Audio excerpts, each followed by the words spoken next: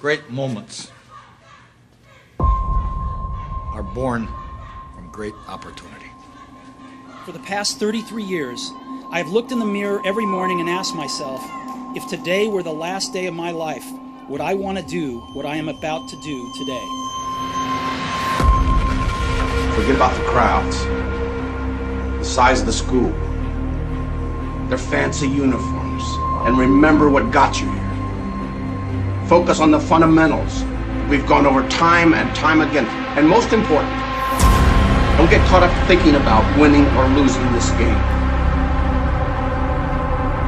If you decide that area that you love, that you are going to master that particular area, in this era of accelerated change, overwhelming complexity, and tremendous competition, as you begin to develop and expand your skills and your talents and your vision of yourself, you will always be in control of your destiny.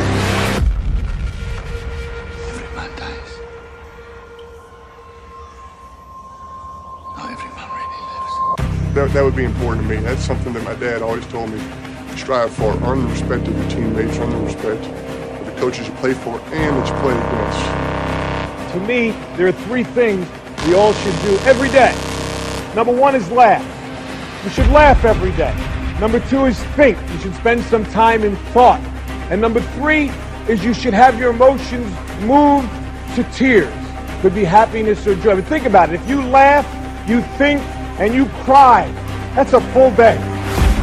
I had a very important person in my life come to me and say, who's your hero? And I said, I don't know, I got to think about that. Give me a couple of weeks. I come back 2 weeks later. This person comes up and says, who's your hero? I said, I thought about it. You know who it is? I said, it's me in 10 years. So I turned 25 10 years later. That same person comes to me and goes, so are you a hero? And I was like, not even close. No. She said, why? I said, because my hero is me at 35. So you see, every day, every week, every month, and every year of my life, my hero is always 10 years away. I'm never going to be a hero. I'm not going to attain that. I know I'm not. And that's just fine with me because that keeps me with somebody to keep on chasing. And I guarantee a week won't go by in your life you won't regret walking out, letting them get the best of you.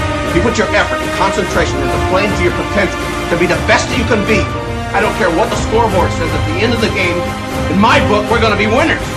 Me or nobody is going to hit as hard as life. But it ain't about how hard you hit. It's about how hard you can get hit and keep moving forward. How much you can take and keep moving forward. That's how winning is done. That's what living is. The 6 inches in front of your face. Now I can't make you do it. You gotta look at the guy next to you. Look into his eyes. You got to do whatever is necessary until. And when you give the best you can and that's not enough, you must do what is required. Now if you know what you're worth, then go out and get what you're worth. But you gotta be willing to take the hits.